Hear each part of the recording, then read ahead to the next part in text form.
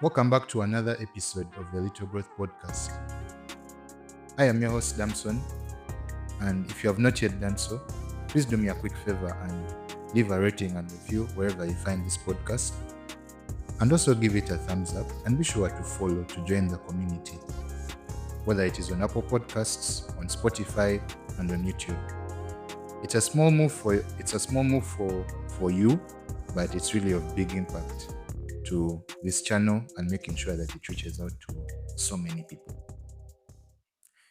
Today, we are going to be incredibly honest about something that we all run away from, and that is uncertainty. Let us be completely real with all of us. To be honest, as humans, we are very obsessed with the routine. We want to know exactly what's for dinner. We want to know when exactly we are getting paid. For example, if we're getting paid this Friday, we want to be certain that it is this Friday. And honestly, we are so desperate for predictability that we are actually comfortable with failure or pain, just as long as we know it's coming. We'd rather stay in a toxic relationship or a dead-end job than to step into a mystery that might actually save us.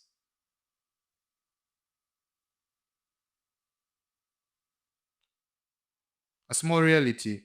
I've come to realize that people don't actually get worked up over change because change is inherently bad.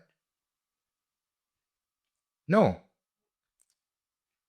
we panic because it isn't part of what we anticipate. The second we lose sight, or the second we lose the map for what it is that's coming next, we literally spiral. And it impacts our mental health much more than we even understand. I came across this article that is on Substack. For those that don't know Substack is it's sort of a website and an app where people can post their different articles about different topics, honestly. And it's a good thing. I will also be sure to leave it in the description for reference to this episode. I read this article on Substack that broke this down about uncertainty very perfectly. It argued that we aren't logical beings. It argued that we are emotional beings who use reason just to justify the fear we already feel. Truthfully, we don't see reality. We're seeing our own projections.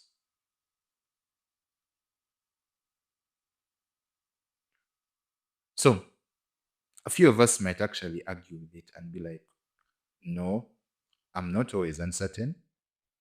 Or it's actually not that I'm uncertain, it's because of such and such a thing. But this is backed up by biology. There is a reason as to why your heart races whenever things get uncertain. Every piece of information that you receive is filtered through an emotional lens first. The Substack piece explained the neurology behind this. Everything that you see, everything that you hear, or everything that you feel passes through the amygdala. And just for context, the amygdala is your fear center. That's where you process all your fears from.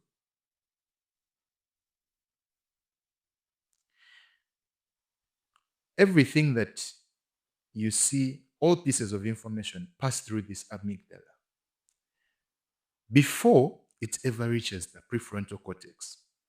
And the prefrontal cortex is your logic center. And I came to understand why this actually happens. The prefrontal cortex does not fully develop until you hit your mid-20s. So that means for a huge part of your life, a huge part of our lives, our primary filter for whatever it is we believe to be true has been filtered through the amygdala. And this is the part of the brain that is designed for fight or flight. This is why moving to a new house or starting a new course can feel just as terrifying as a near-death experience. In that moment, your brain is not seeing growth. Your brain is seeing danger. It is reacting to the uncertainty of the future with the same intensity it would react whenever you see, or when you just come across a snake. You come across just as you see a snake right in front of you. That is the intensity to which you react to uncertainty. As we inch closer to that edge where we become mature,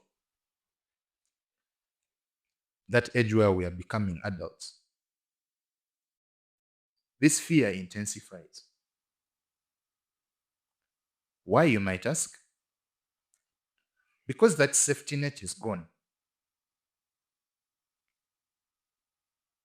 It is going from this age when you had your parents, and every action that you carry, everything that you did didn't directly have a consequence. Because as a child you have been carefree and you are not made to take responsibility for everything that you did. But when you're an adult, every action has a consequence. When you're an adult, you have to take responsibility for everything. Take responsibility for even the things that you didn't do. Like when the taxes increase or when the cost of living goes up, you have to take responsibility for that as well. In this state of fear, we now begin to look for reference points to see if we're doing okay. And honestly, this is where it gets very dangerous. And for just that split second, we forget that everyone's path is different. And then we find ourselves gauging our success by someone else's. And social media has amplified this fact.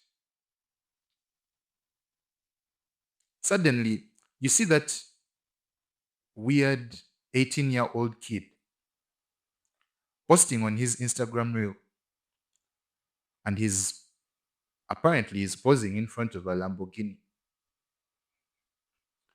which, let's be real, it might not even be his. But just because you've seen it, it will cause a deep sadness in you.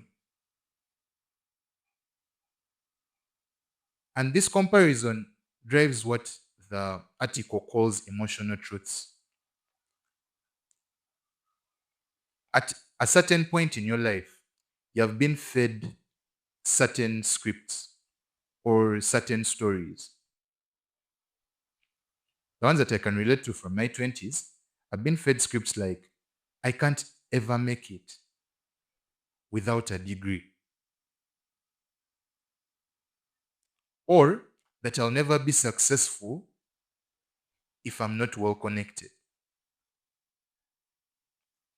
And that's just because these scripts or these stories offer you some kind of uncertainty. You cling to them just because they offer you some kind of certainty. And then we end up developing a tunnel vision where we reject anything and everything that might just threaten that worldview that you have come to believe. So, what does this look like? We would rather believe a lie that makes us feel safe than a truth that will make us feel uncertain.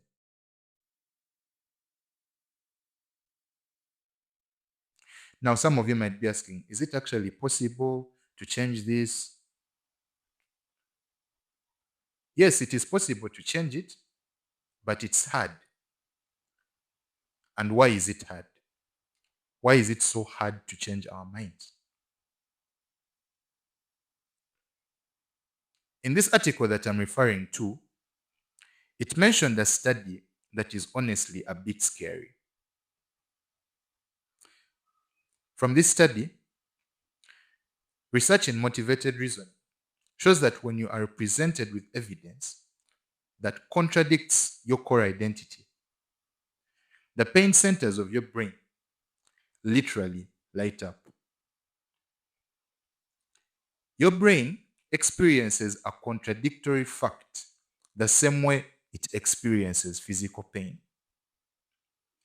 To put this simply, when you hear something that does not agree with who you are, it feels like a punch in the gut.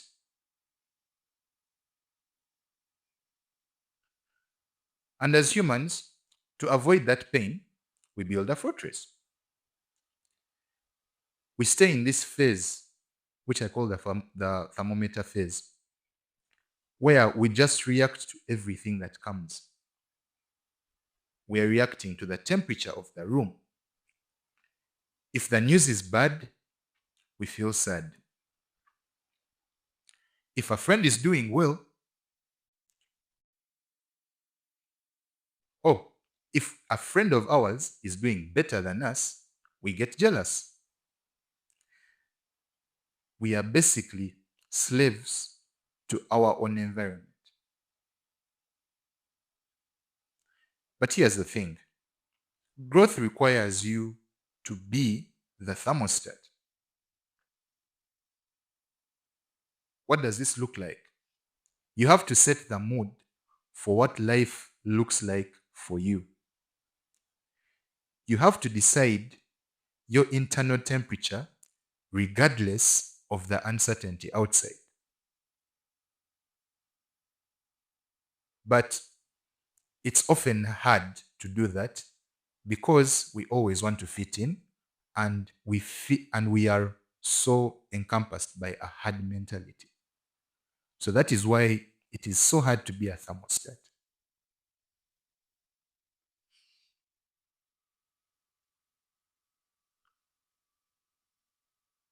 As today's episode comes to a close, we are all thinking and we're all having something has occurred to us right now. That's why I want to give us all listeners a challenge. The challenge for you today is simple but hard. Embrace the uncertainty. Information in this world is vast and unlimited. The moment we understand that everything is actually possible with faith, the sooner the panic subsides. It's okay if things don't work out as planned. In fact, that's usually where the real growth happens. So today, stop gauging your life by the things that you see on social media or the things that are around you, and start gauging it by the peace that you have in your own mind.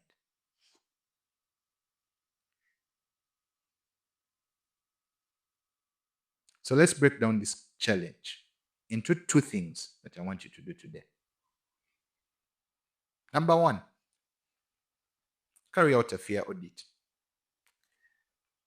Next time you feel uneasy about the future, stop and ask yourself, is that actually a real threat? Or are my fear centers just reacting to a change in my routine? Number two, a walk with faith. Pick one thing that you've been putting off just because you don't know how it will turn out. And then the challenge, do one small action toward it today. And embrace the mystery of the result.